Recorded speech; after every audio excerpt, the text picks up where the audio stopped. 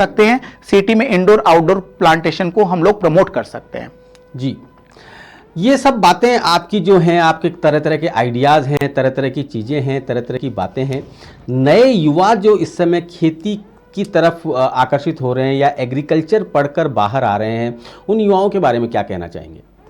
देखिए, भारत जो देश है, भारत देश के लिए स्वर्णमय समय है। जी, स्वर्णमय समय इसलिए है कि एवरेज यदि आप एज की बात करें अभी इंडिया की, तो वो 28 ईयर्स है। जी, और आपने इस बात के लिए पहले ही जिक्र कर दिया मेरे साथ में कि गजानन जी ने अपना बहुत समय अखबारों पे लगाया है। जी, मैं आपको एक और बात कहता हूं सभी युवाओं से, आप चाहे हिंदी मीडियम के हो, इंग्लिश मीडियम के हो, आप प्रिंट मीडिया पे अपना फोकस करना चालू करिए। जी, अपने समय का कुछ हिस्सा आपके न्यूज़पेपर्स को दीजिए, क्योंकि उसमें आने वाली अल्टीमेट नॉलेज, अल्टीमेट आइडियाज कभी भी आपके जीवन के रिफॉर्म्स तैयार कर सकती है और आपको एक मुकाम तक पहुंचा सकती है। ये मेरा विश्वास है और यही एक पार्ट है कि मैं आपको इंडिया की एक एवरेज एज बता पा रहा हूं। अभी 3 दिन पहले का आर्टिकल है कि इंडिया जो है वो अभी 28 ईयर में सर्वाइव कर रहा है। अब धीरे धीरे इंडिया भी क्या होगा, जैसे अदर कंट्रीज ओल्डेस्ट की तरफ जा रहा है वैसे जाएगा। तो युवाओं के लिए जो स्वर्णमय जो प्लेटफॉर्म है, जहां पे ट्रेन सबसे ज्यादा रुक सकती है रोजगार के लिए, डेवलपमेंट के लिए, एंटरप्रेन्योरशिप के लिए, स्टार्टअप के लिए, तो वो केवल इंडिया है। जी, उसका बेसिक 2 कारण है। एक तो इंडिया की जो पॉपुलेशन है वो आज 150 करोड़ के कम समथिंग है, जो पूरे वर्ल्ड के अंदर सबसे लार्जेस्ट पॉपुलेशन कही जा सकती है, जो हमारी एक अंक गणित से भी परे है, क्योंकि ये तो हमारे पास में आंकड़े हैं। हो सकता है इससे परे आंकड़े हमारे सामने आए कभी, यदि हम लोग इसकी जनगणना में शामिल हो तो युवा जो है वो, उन युवाओं के लिए भारत एक स्वर्णमय जगह है जहां पे अपने सपने को कम समय में साकार कर सकते हैं, क्योंकि और कोई जगह ऐसी कंट्री नहीं है जहां पे उनको डेवलपमेंट मिले। पैसा मिल सकता है, आप यूएसए जाएंगे, आपका इनकम का पेमेंट डॉलर में होगा, आप और कहीं जाएंगे वहां की करेंसी में आप पेमेंट लेंगे, वो सब कुछ जायज है। लेकिन जो बाहर की कंट्री भी है, जैसे आज यूएसए है, यूएसए को अपॉर्चुनिटी इंडिया में दिख रही है। उसका बेसिक कारण और एक समझाता हूं आपको। एक मोबाइल बनाने वाली कंपनी एप्पल है जी। आपको जानकर आश्चर्य होगा कि एप्पल का जो कुल नेटवर्थ है वो इंडिया की टोटल जीडीपी को भी क्रॉस कर रही है जी। $4.25 ट्रिलियन की इंडिया की इकोनॉमी का साइज है, और एप्पल जैसी एक मोबाइल बनाने वाली कंपनी जो अमेरिका से बिलोंग करती है उसका भी साइज समथिंग उतना ही है जी। तो आप एक बात बताइए, यदि इतनी संभावनाएं भारत में नहीं होती तो कैसे एक कंपनी जो परे बैठी है 30 या 35 करोड़ के बीच में, वो हमारे यहां से इतना बड़ा प्लेटफॉर्म क्रिएट करती। आज एक उस फोन की कीमत 1 से 1.5 लाख रुपए है। तो मैं तो आप सभी युवाओं को एक स्वागत योग्य बात बताता हूं कि आप लोगों को विषय यदि चयन करना है तो आप एग्रीकल्चर में फुलफिल करने के लिए आप प्रवेश करें, क्योंकि इससे बड़ी अपॉर्चुनिटी किसी फील्ड में नहीं है। क्योंकि यहां जो सब्जेक्ट है ना, वो आप गिनते गिनते और काम करते करते थक जाओगे, अनलिमिटेड है। क्योंकि प्रोसेसिंग फूड की आप बात करें तो आज हमारे इंडिया में प्रोसेसिंग फूड की केवल 2% हिस्सेदारी है। तो अभी हमारे पास जितना बड़ा स्कोप है वो 98% का गैप है।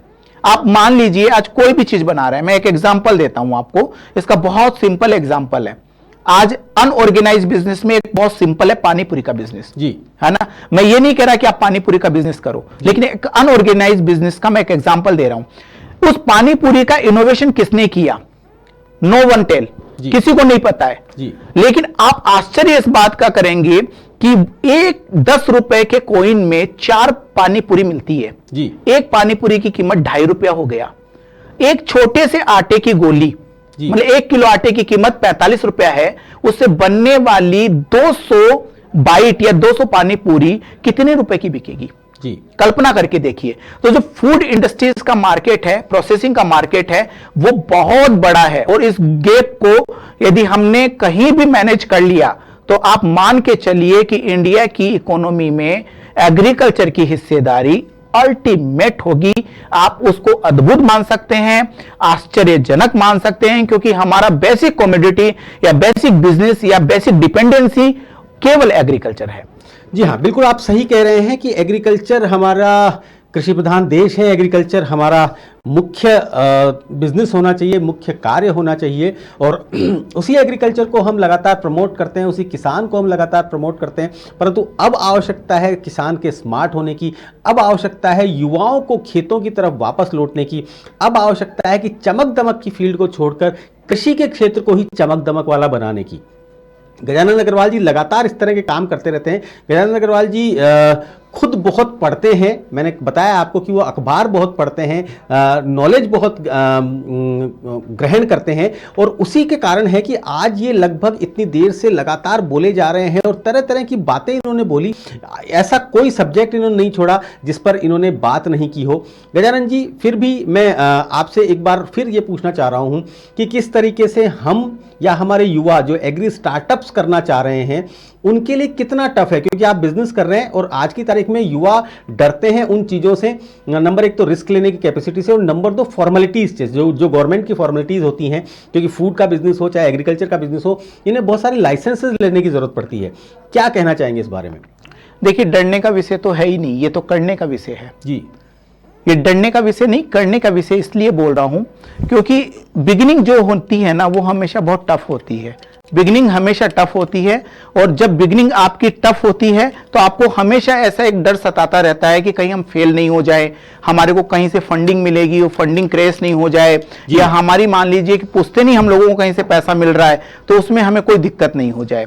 तो इसमें स्टार्टअप से यदि आप करने जा रहे हैं तो सबसे पहले उस स्टार्टअप को करने से पहले उस विषय का अध्ययन करना बहुत जरूरी है। वो दो पार्ट में अध्ययन करना है आपको, थ्योरिकल और प्रैक्टिकल। जी।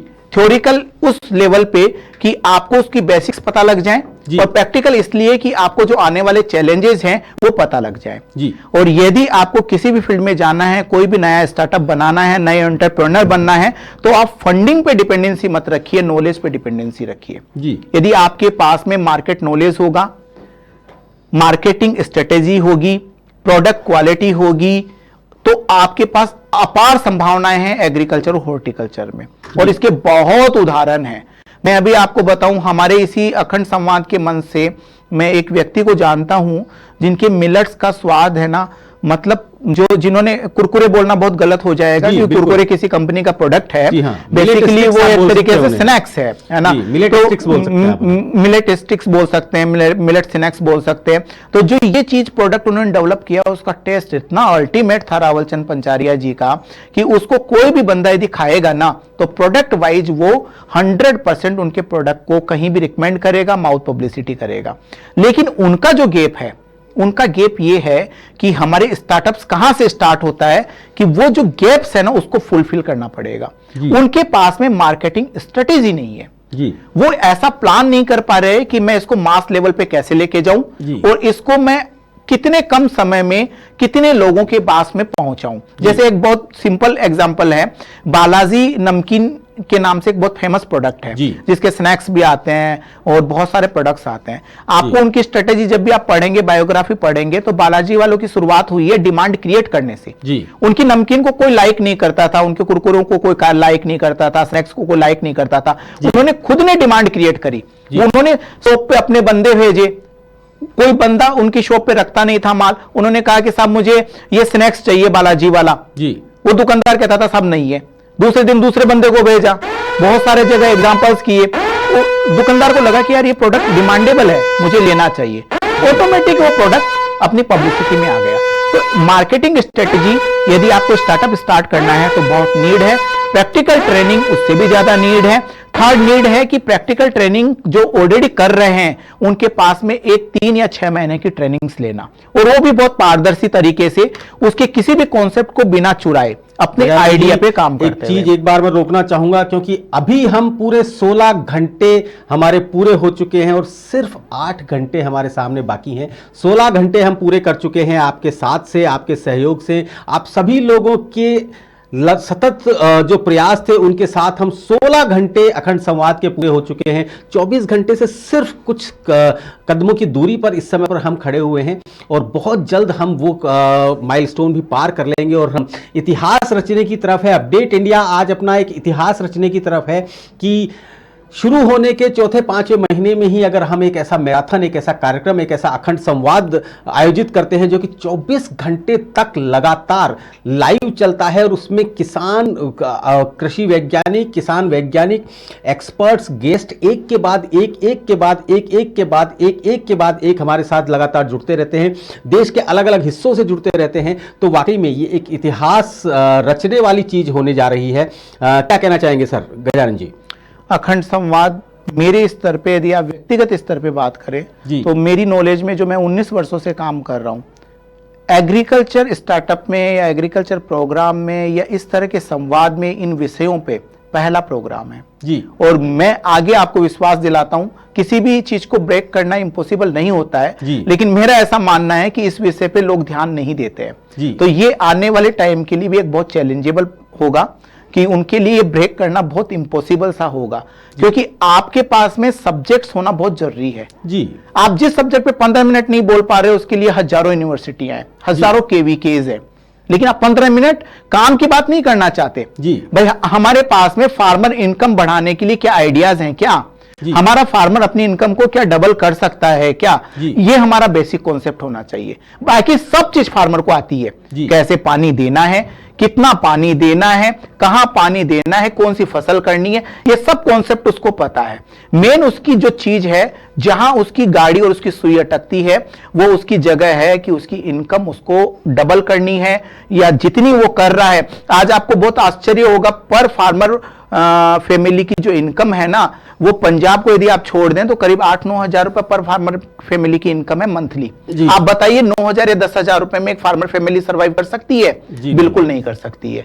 उसको सरवाइव करने के लिए सपोर्ट की जरूरत है। और अखंड संवाद, अपडेट इंडिया, ये एक ऐसा मंच है, मैं पूरे किसान परिवार 14 करोड़ 87 लाख फार्मर फैमिलीज की तरफ से आपको विश्वास दिलाता हूं कि आपका ये किया हुआ काम एक दिन इस पूरे ब्रह्मांड में, जो आप आज इस दिन 17 और 18 जनवरी को आपने गुंजायमान किया है, ये पूरे ब्रह्मांड में विचारों के साथ फैलेगा और आपको और आपके अपडेट इंडिया को उस मुकाम तक लेकर जाएगा जहां के लिए लोग सपने देखते हैं, जहां के लिए लोग सोचते हैं और ये सोच के पीछे हट जाते हैं कि ये एक एग्रीकल्चर प्रोग्राम है, इसकी टीआरपीज नहीं आएंगी, इससे कोई इनकम नहीं होने वाली है, ये किसानों के विषय पे होने वाली बात है, वार्ता है कि इससे होने में कुछ भी हम लोगों को नहीं मिलने वाला। ये विषय वृद्ध है, ये विषय अनूठा है और इस विषय से निकलने वाले जो विचार हैं वो बहुत बहुत बहुत समृद्धि की तरफ ले जाने वाले विचार हैं।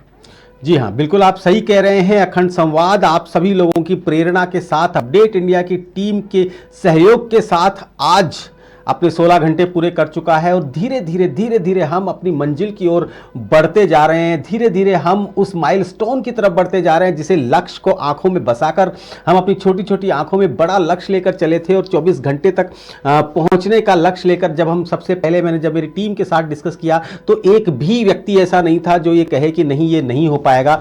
सब ने कहा जी हाँ बिल्कुल ये हो पाएगा, आप कीजिए, हम सब लोग साथ हैं। और वाकई में मैं आज आपको फिर बताने जा रहा हूं कि स्क्रीन पे भले ही मैं नजर आ रहा हूं, लेकिन ये मेहनत है उन टीम के उन सभी लोगों की जो पिछले कई दिनों से इसकी तैयारी में लगे हुए हैं। पिछले 7 दिनों से, मैं तो सिर्फ आज जागा हूं, पिछले 7 दिनों से मेरी टीम के सभी सदस्य जाग रहे हैं और कोशिश कर रहे थे कि इस कार्यक्रम को अच्छे से अच्छा करें, अच्छे से अच्छी इसकी पैकेजिंग करें। चाहे वो एडिटर्स हो जो कि आज इस समय पर आप स्क्रीन पर जिन्हें देख पा रहे हैं, चाहे वो आईटी वाले हमारे डिपार्टमेंट हो जो कि इस चीज को देख पा रहे हैं, हर किसी की इसमें बहुत अच्छी सहयोग रहा। और अभी हम 16वें घंटे के बाद में 17 की तरफ बढ़ रहे हैं और धीरे धीरे पहुंचते हुए हम 24वें घंटे तक जब पहुंच जाएंगे तो वाकई में एक इतिहास रचा जाएगा। एक ऐसी चीज की जिसे मैंने इसके प्रोमो में भी कहा कि देश का सबसे बड़ा राउंड द क्लॉक शो जो कि खेती पर सबसे पहली बार किया जा रहा है, आज हम उसकी एक लाइन खींच देंगे, एक बड़ी लाइन खींच देंगे। गजानन जी, अब नेक्स्ट क्या? 1440 मिनट का ये प्रोग्राम है सर जी, और इसका हर सेकंड बहुत वैल्यूबल है जी। जो किसान ने इस 24 घंटे के मंथन को अपने जहन में उतार लिया, एपिसोड के रूप में देख लिया, ये वो वेब सीरीज है किसानों के लिए बनने वाली जो अपना एक माइलस्टोन क्रिएट करेगी 1440 मिनट से अबव का। जी, 1440 मिनट नहीं है सर, ये 1440 जिंदगियां हैं ये। जी, यदि आदमी 1440 जिंदगियों को संवारना चाहता है और उसकी नेटवर्किंग करना चाहता है तो इस 1440 मिनट को उसको बहुत तन्मयता के साथ देखना चाहिए, इन विचारों पे मंथन करना चाहिए और जो उपयोगी लगे, जो वृद्ध लगे, जो आविष्कार वाले लगे, उनको एडॉप्शन पे लाना चाहिए और अपने स्तर को आगे बढ़ाना चाहिए। पानी के विषय पे और गाय के विषय पे मुझे बहुत अनुभव नहीं है, लेकिन मैं एक राजस्थान गौ सेवा परिषद से जुड़ा हुआ हूं। तो अभी मैं एक प्रोग्राम अटेंड किया था मैंने कड़ी में, और उसके जो संरक्षक हैं उस प्रोग्राम के, GCCI नाम है जो संस्था है उसके, और डॉक्टर वल्लभ भाई कथिरिया जी उनका नाम है। ये विषय बड़ा अनूठा है गाय। मैं आपको इसके बारे में एक छोटी सी लाइन बताना चाहता हूं। 1 एकड़ खेती और 1 गाय, अपनी अपनी खेती, अपनी अपनी आय। क्या बात है। उसका बेसिक कॉन्सेप्ट यह है कि गाय जो है हमारी, या पशुधन, कोई भी पशु है जिससे हमारा दूध का उत्पादन हो रहा है, यहां नंबर ऑफ एनिमल्स बहुत ज्यादा है जी, लेकिन नंबर ऑफ एनिमल से आने वाला प्रोडक्शन ऑफ मिल्क बहुत कम है जी। उसके कई कारण हैं कि एक तो हमारे यहां पे हम लोग जो क्वालिटी ब्रीडिंग है वो नहीं कर पा रहे, दूसरा बेसिक कारण है कि हम पशुधन पे तो ध्यान ही नहीं दे पाते। जी जी जी। ये विषय का हिस्सा ही नहीं है, जहां से विषय प्रारंभ होता है वो विषय का हिस्सा ही नहीं है। सभी व्यक्तियों को यह पता है कि मेरी गाय 2 लीटर दूध देती है, 5 देती है, 10 देती है जी। किसी एक्स आदमी को यह नहीं पता कि मेरी गाय पूरे साल में गोबर कितना देती है जी। और जिस व्यक्ति ने किसी भी इंडस्ट्रीज को डेवलप करने के लिए, पहले तो मैं आपको बताना चाहता हूं कि काऊ को काऊ न समझे जी, काऊ का पूरा मीनिंग समझे। C for centre of W for wealth जी, सेंटर ऑफ वेल्थ, समृद्धि का केंद्र है गाय जी। समृद्धि का केंद्र इसलिए है गाय क्योंकि पशुधन के अंदर गाय ही एक ऐसा प्राणी है जिसके हम हर चीज का जो उससे उत्सर्जित होती है, चाहे वो गोबर है, गोमूत्र है, या घी है, या दूध है, या दही है, सभी उपयोगी है। ऑल थिंग उपयोगी है जी। गोबर की यदि आप बात करें तो एक गाय से प्रति वर्ष 3000 किलो गोबर का उत्पादन होता है जी। 3000 किलो कच्चे गोबर से यदि हम गाय की जो पोषाहार है या पोषण है उसका प्रबंधन कर ले वेस्ट से, तो ऑटोमेटिक किसान की आय बढ़ जाएगी, वो संवर्धन बढ़ जाएगा। हम तो इनकम बढ़ाना चाहते हैं कि 12 महीने में देने वाले 9 महीने के दूध से या 6 महीने के दूध से, उससे आय बढ़ना लगभग इंपॉसिबल है। हमें प्रबंधन करना पड़ेगा उसके अपशिष्ट का, और वो भी बहुत कैलकुलेटेड लेवल पे। कैलकुलेटेड लेवल का मीनिंग ये है कि आज मान लीजिए 1 किलो गोबर है और उसकी कीमत हमारे को 20 रुपए 25 रुपए किलो नहीं मिल पा रही है, तो हम लोग एक अच्छा प्रबंधन नहीं कर पा रहे, क्योंकि अदर कंट्रीज तो हमें वही पैकिंग करके हमें उसी भाव दे रही है। तो पशु अपशिष्ट का प्रबंधन बहुत अति आवश्यक है, और गाय के विषय पे बात करने के लिए बहुत बड़ा लंबा है, इसलिए ये मंच पे जितना समय मिला है उसके आधार पर बात करने के लिए मेरे पास इतने ही शब्द थे। बहुत बहुत धन्यवाद। जी हाँ, बहुत बहुत धन्यवाद गजानन जी, आपने इस कार्यक्रम में इतना सहयोग दिया। आप कल 12 बजे से हमारे साथ लगातार बने हुए हैं। आप बिल्कुल आपने इतना समय हमें अभी भी दिया। सुबह सुबह की जो सेशन था वो आपने अपने लिए कहा कि जब सब लोग, सारे मेहमान जब यहाँ से अपना सेशन पूरा कर चुके होंगे उसके बाद मैं अपना सेशन लूँगा। वाकई में गजानन अग्रवाल जी की प्रेरणा से हम इस अखंड संवाद को कर पाए। और जी हाँ, बिल्कुल अखंड संवाद लगातार इसी प्रकार जारी रहेगा, क्योंकि हम 16 घंटे का जो माइलस्टोन है उसे पार कर चुके हैं और बहुत कम समय बचा हुआ है हमें इतिहास रचने में, हमें अपने रिकॉर्ड बुक को दोबारा से लिखने में। जी हाँ, this is the time to rewrite the record book. जी हाँ, अब हम बहुत जल्द हमारे रिकॉर्ड को छूने वाले हैं, बहुत जल्द हम अपने रिकॉर्ड को टच करने वाले हैं। 2 मिनट का समय मुझे दीजिए जिससे कि मैं जाऊं और एक बार आपके साथ वापस आऊं। आप हमारे साथ बने रहिए, ऑनलाइन बने रहिए। जो लोग हमारे साथ ऑनलाइन बने हुए हैं, कल 2 बजे से लेकर आज तक जो ऑनलाइन बने हुए हैं, उन लोगों का स्पेशल शुक्रिया, उन लोगों का स्पेशल धन्यवाद, उन लोगों को विशेष धन्यवाद, विशेष शुक्रिया। आपके भोजन की थाली में जहर है, ये जहर आपको अंदर से बीमार कर रहा है, आने वाली पीढ़ी को विकलांग कर रहा है। खेती में होते रसायनों के अंधाधुंध प्रयोग ने आपकी थाली को यमदूत बना दिया है। आइए इन रसायनों के खिलाफ एक युद्ध का आगाज करें। आइए प्राकृतिक खेती की बुलंद आवाज करें। प्राकृतिक खेती को समर्पित देश का पहला सबसे बड़ा अखंड संवाद, देश के स्वास्थ्य के लिए, आने वाली पीढ़ी की सुरक्षा के लिए 24 घंटे लगातार अखंड संवाद सुनील सुशीला शर्मा के साथ केवल अपडेट इंडिया पर। Powered by Disha organic and science tech industries in association with Bharatiya Jaivik किसान उत्पादक संघ और अखिल भारतीय गौशाला सहयोग परिषद। सोचिए, जिस देश में दूध और दही की नदियां बहती थी, वहां अब पानी भी 20 रुपए लीटर में बिक रहा। जिस देश में नदियों को पूजा जाता है, माता का दर्जा दिया जाता है, उसी देश में अब नदियां लुप्त होती जा रही, सूखती जा रही, या वो इतनी गंदी होती जा रही कि उनका पानी पीने योग्य नहीं रहा। सत्य है लेकिन कड़वा है, जहां जिन्हें हम हिंदुस्तानी भगवान का दर्जा दे देते हैं, उन्हीं की कदर करना कम कर देते हैं। ये विडंबना ही तो है कि नदियों को भगवान माना, वो सूख रही, पेड़ों को भगवान माना, वो कम होते जा रहे, गाय को भगवान से ऊपर माना, वो भी धीरे धीरे घरों से गायब होती जा रही। किसान को अन्नदाता कहा, वो भी धीरे धीरे लुप्त होता जा रहा है। सबसे ज्यादा सहमा है अगर कोई है इस समय, तो वो है पानी। वो पानी जिसके बिना हम जीवन की कल्पना भी नहीं कर सकते। वही पानी आज डरा डरा है, गुस्सा गुस्सा है इस समय पानी, क्योंकि वो निरंतर कम होता जा रहा, धरती से लुप्त होता जा रहा है, गहरा और गहरा होता जा रहा है। और एक दिन जब हम इस पानी से ऐसे हाथ धो बैठेंगे कि हाथ धोने को भी पानी नहीं बचेगा, उस दिन हमसे सबसे पहले धरती पूछेगी कि तब कहां थे तुम जब नदी रो रही थी, तब कहां थे तुम जब झीलें तड़प रही थी, तब कहां थे तुम उस समय जब झरनों की शक्ति धीरे धीरे क्षीण होती जा रही थी, फिर भी वो बहते रहने का पूरा प्रयास कर रहे थे। क्यों तुमने ध्यान नहीं दिया जब बादलों ने घुमड़ना कम कर दिया था?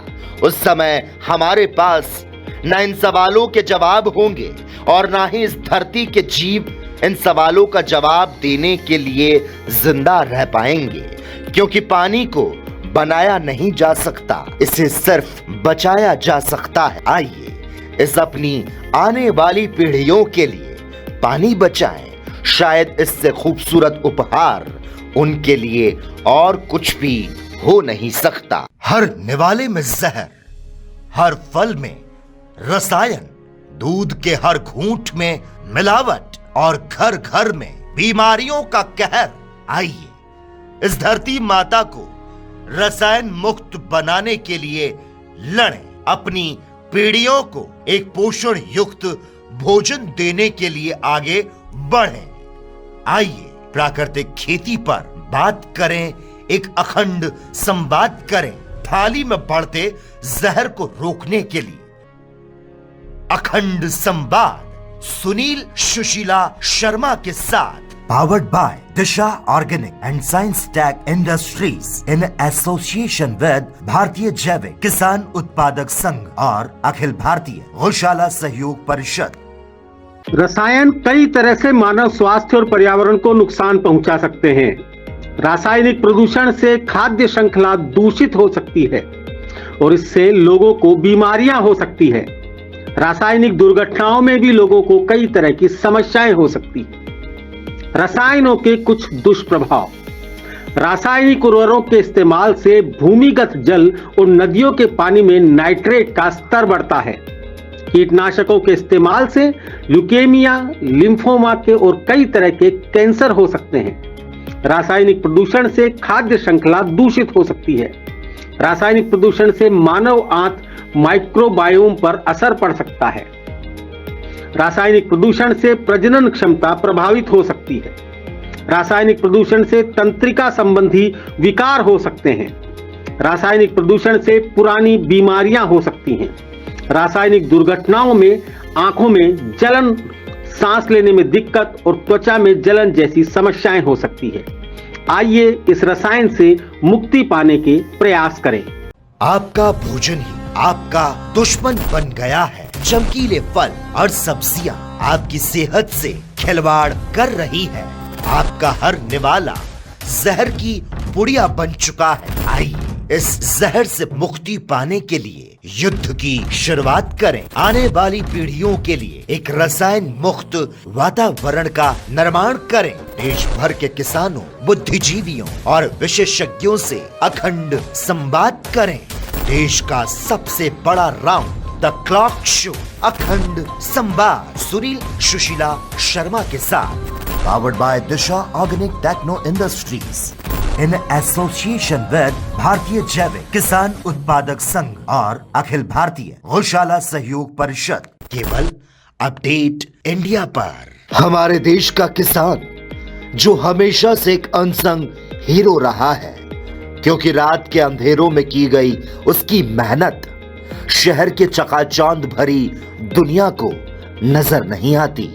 और किसान जब उस रोशनी से भरे शहर की तरफ देखने की कोशिश करता है तो उसकी आंखें उस तेज रोशनी से चुंधिया जाती हैं। ऐसे में अपनी मेहनत से अपने खेतों की क्यारियों को लेबोरेटरी बनाकर किए गए किसानों के इनोवेशन खेतों में समाप्त हो जाते हैं। इन खेतों के वैज्ञानिकों को सेलिब्रिटी बनाने के उद्देश्य से सिटी बैंक और फोर्स मोटर्स जैसी कंपनियों में राजस्थान हेड के पद पर कार्य करने वाले सुनील सुशीला शर्मा ने अपनी कॉर्पोरेट सेक्टर मोटे पैकेज वाली नौकरी छोड़कर मीडिया में प्रवेश किया और शुरू किया राम राम सा नाम का एक ऐसा कार्यक्रम जिसका हीरो बना किसान। अपने इस कार्यक्रम की शुरुआत किसान के नाम पर लिखी शायरियों से शुरू करने वाले सुनील सुशीला शर्मा का एकमात्र उद्देश्य रहा किसान को सेलिब्रिटी बनाना, उनके इनोवेशन को दुनिया के सामने लाना और प्राकृतिक खेती के लिए लोगों को जागरूक करना। और देखते ही देखते किसानों का यह कार्यक्रम किसान वर्ग में लोकप्रिय होता चला गया। राम राम सा के 150 एपिसोड पूरे होने। हम शोले हैं, शरारे हैं, आंधियों से खेले हैं, तूफानों के पाले हैं, पहचान लो हमको, हम अपडेट इंडिया वाले हैं। जी हां, अपडेट इंडिया पर अखंड संवाद जो कि आप पिछले कल 2 बजे से देख रहे हैं, पिछले 16 घंटे से लगातार देख रहे हैं। अखंड संवाद, एक ऐसा संवाद जो बीच में ना रुकेगा ना टूटेगा, बस चलता रहेगा। क्योंकि संवाद इसलिए जरूरी है क्योंकि बात से ही बात निकलती है और बात से ही बात बनती है और बात का ही बतंगड़ बनता है और बात जब होती है तो ही दूर तलक जाती है। और हमारे इसी कॉन्सेप्ट के साथ आज हमारे साथ बहुत सारे कृषि वैज्ञानिक, बहुत सारे किसान वैज्ञानिक और बहुत सारे किसानों ने, बहुत सारे इनोवेटिव फार्मर्स ने और बहुत सारे अधिकारियों ने हमारे साथ में आज वार्ता की। और वार्ता अभी लगातार जारी है। अभी एक के बाद एक हम अलग अलग लोगों से मिलने जा रहे हैं। देश के अलग अलग हिस्सों से जिस प्रकार से लोग आज हमारे साथ जुड़े, उससे बिल्कुल पता चल रहा है कि यह अखंड संवाद कितना ज़रूरी था, जिसे अब तक मीडिया घराने छोड़ते आए। अब तक मीडिया घरानों ने जिस पे इनिशिएटिव नहीं लिया, परंतु अपडेट इंडिया ने इस इनिशिएटिव को उठाया और बात की उन किसानों से जो किसान इस समय पर पूरी तरीके से कोशिश में लगे हैं कि किसी तरीके से परिवर्तन हो, किसी तरीके से सूरत बदल सके और किसी तरीके से हमारी फसलें भी सुरक्षित हो और हमारी आगे आने वाली नस्लें भी सुरक्षित हो। ठीक उसी प्रकार से अखंड संवाद अभी जारी है। एक के बाद एक मेहमानों का हमारे साथ आना जारी है। सबके सब लोग बस एक ही बात करना चाहते हैं कि हमारी अखंड संवाद की ये जो मुहिम है ये सफल हो, लोगों तक बात पहुंचे, सरकारों तक बात पहुंचे, नीति नियंताओं तक बात पहुंचे और लोग कह सके इस बात को कि हमें अब हमारा जो खाना है वो सुरक्षित चाहिए, हमें हमारी पीढ़ियों के लिए एक सुरक्षित वातावरण चाहिए, एक ऐसा वातावरण जिसमें केमिकल ना हो, एक ऐसा वातावरण जिसमें रसायन ना हो, एक ऐसा वातावरण जिसमें पौष्टिक खाना मिले, एक ऐसा वातावरण जिसमें कि सब लोग सुरक्षित रह सके, बीमारियों से दूर रह सके। अस्पताल जो लगातार कैंसर की बीमारी से लगातार भरते जा रहे हैं, उन भरते हुए अस्पतालों को अब यहीं पर रोक देना चाहिए और एक लाइन खींच दें। हम कोशिश करें कि हम जो भी खाएं वो नेचुरल खाएं, जो भी खाएं वो प्राकृतिक खाएं। हम कुछ ऐसा करें, हम कुछ इस तरह से करें कि हमारे